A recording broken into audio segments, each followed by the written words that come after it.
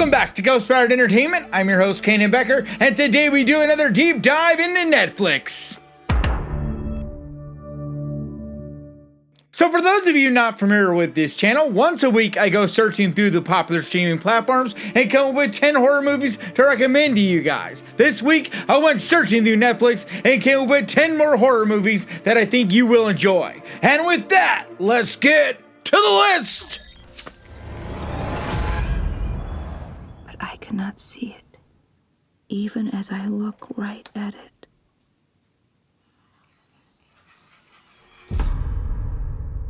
So I Am the Pretty Thing That Lives in the House is a 2016 gothic horror movie written and directed by Osgood Perkins. It stars Ruth Wilson as a live-in nurse who believes that her elderly employer's home may be haunted. And the longer she stays, the more enraptured by it she becomes, causing her imagination to run wild, as sightings of shadowy figures blur the boundaries between fantasy and reality. It's just an absolutely creepy movie, with slow-moving dread just building and building. I am 28 years old.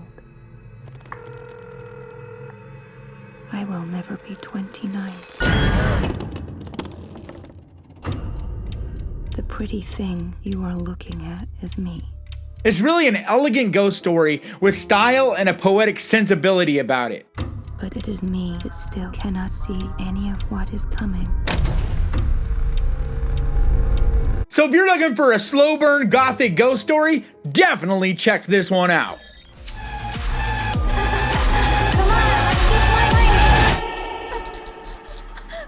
Let's have some fun.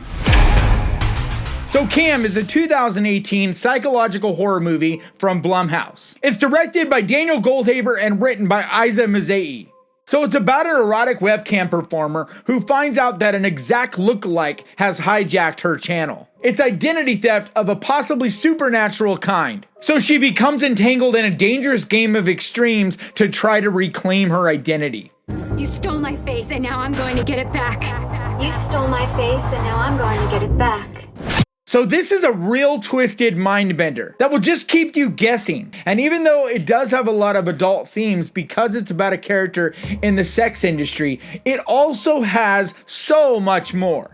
It deals with some really deep issues, including loss of self and what our identity truly means to us and what our identity is to us in this modern world of tech. But even though it does delve into some deeper issues like that, it doesn't forget that it's a horror movie. It still has gore, as well as some really uncomfortable imagery, some just disturbing stuff. So if you're looking for a psychological mindfuck, you can't go wrong with this one, so definitely add this to your list. Why do you look scared? Don't be scared. It'll all be over soon.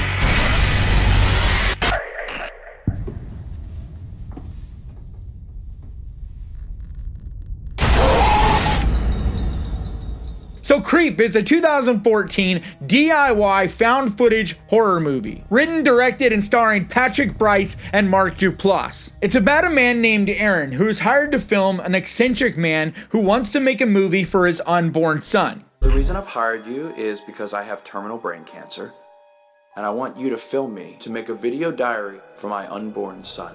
But his requests become more and more bizarre as the day goes on. It becomes unsettling as things escalate, going down a disturbing path. It gets dark and very uncomfortable, leading to its absolutely savage ending. Oh my god. This is gonna be a good day. This is a fantastic little gem you absolutely should add to your list. I think you might be what it was looking for.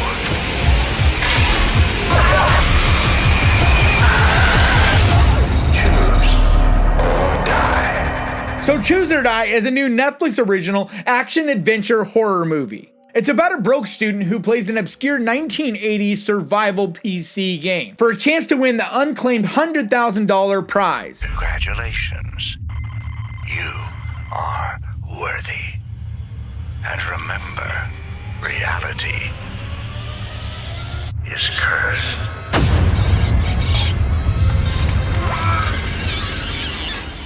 And after a series of unexpectedly terrifying moments, she soon realizes she's no longer playing for the money, but for her life. So this isn't a game changer by any means, and it's not a horror movie that everyone's gonna love. It really reminded me a lot of the Fear Street movies as well as the Escape Room movies. It also has some really great 80s and 90s video game nostalgia that I really enjoyed as well. It's really a quintessential popcorn horror movie. Like when I refer to that, this is the kind of movie I'm talking about. Just a big, dumb, silly horror movie that's just there to have fun with. So I think if you go in with the right expectations, you can have fun with this. So grab some popcorn and enjoy! Messamint, Prince of Pestilence. There is nothing out there! Your mind's looking for things to worry about. So The Wind is a 2018 supernatural thriller set in the western frontier of the late 1800s. It stars Caitlin Gerard as a plainswoman driven mad by the harshness and isolation of the untamed land. No longer a God-fearing woman. I don't suspect God has much business out here.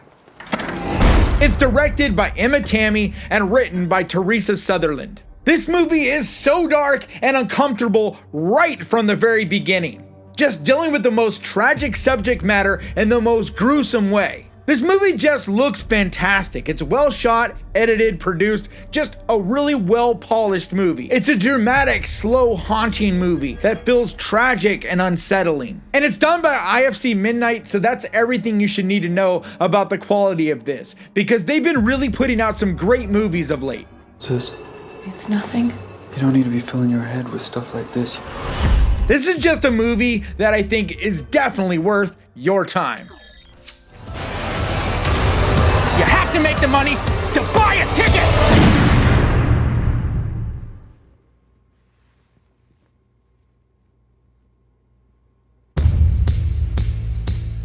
So Nightcrawler is a 2014 psychological thriller that's written and directed by Dan Gilroy in his directorial debut. It stars Jake Gyllenhaal as a freelance photographer who records violent events late at night in Los Angeles. It follows him down a dark journey of greed and desire, as he will do anything to get the shot. Now, I know that today's work culture no longer caters to the job loyalty that could be promised to earlier generations. What I believe is that good things come to those who work their asses off.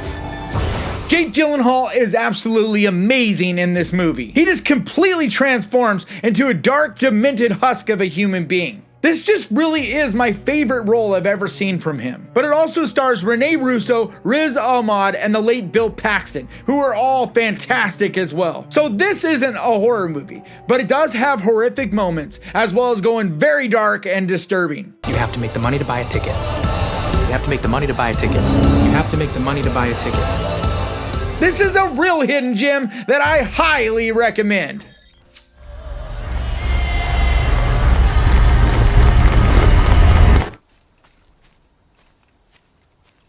Where are we going? Almost there, bud. So The Clovehitch Killer is a 2018 psychological horror thriller. It's about a picture-perfect family that is torn apart when the teenage son Tyler discovers a box of disturbing images in his father's things. And he begins to suspect that the man he trusts most in the world could be responsible for the murder of 13 girls. You know about that Clovehitch stuff, right? 10 official victims. No fingerprints, no blood. Just the Clovehitch tied to every victim's house. So this is loosely inspired from the story of real-life serial killer Dennis Rader, aka BTK, which gives it an even creepier vibe to me. It stars Dylan McDermott, Charlie Plummer, and Samantha Mathis. And Dylan McDermott is absolutely terrifying in this role. This is just a chilling ride full of suspense. It's a slow burn thriller that's captivating and one that I think you should definitely give a look.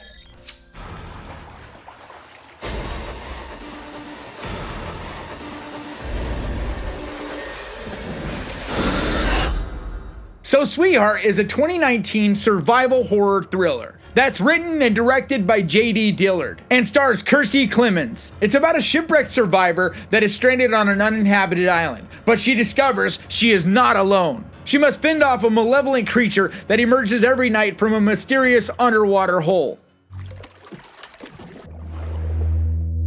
It's a slow burn that builds anxiety and tension throughout.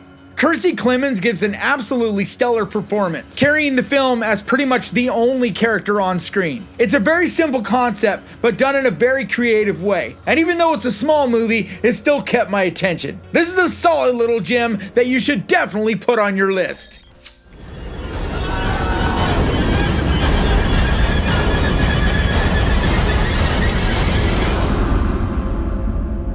So Let Me In is a 2010 coming-of-age horror movie. It's written and directed by Matt Reeves, who most recently released this year's The Batman. It stars Cody Smith McPhee and Chloe Grace Moretz, who, for as young as they are in this movie, do a fantastic job. And this is an American remake of the 2008 Swedish film Let the Right One In. It's a story about a 12-year-old boy who is bullied relentlessly and befriends a child female vampire. What happened there? Some kids from school? I'll help you, but you're a girl. I'm a lot stronger than you think I am. This is such a well done movie, and I know a lot of people argue that the original was better, but I still really enjoy this one. I'm not even gonna argue which one is better, just that this is still a movie worth checking out. I just think Matt Reeves did an excellent job of retelling this story. I need blood to live. Hey there, you okay?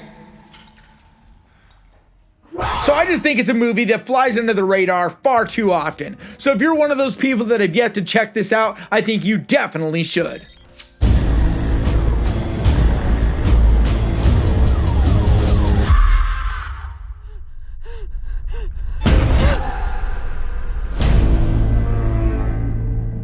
So The Rental is a 2020 drama horror movie written, directed, and produced by Dave Franco. It's about two couples on an oceanside getaway who grow suspicious that the host of their seemingly perfect rental home is watching them. Charlie! Tell me that's not a camera. But before long, what should have been a celebratory weekend turns into something far more sinister. This is a moody, dramatic movie through the first half, but the second half gets dark and much more disturbing. But the ending is what really made it worth watching to me, because it goes dark and straight savage. So if you're a fan of dramatic slow burns, then this is one I think you should definitely give a look. Alright guys, that's going to do it for me today. Please leave your comments down below. Let me know if there's anything on Netflix that I should be checking out that I haven't. Also, if you could do me a favor, hit the subscribe button and ding that little bell, because that is the best way to keep track of this channel. And when I post videos like this, and I post videos like this every single week, I also want to give a huge, massive, enormous thank you to my patrons, because you guys, yeah, your support seriously means so much to me. And if you would like to find out more about becoming a patron, the link is down in the description. And like always, thank you so much for watching. Please crush that like button. And remember guys, horror can be fun. I will see you guys next time.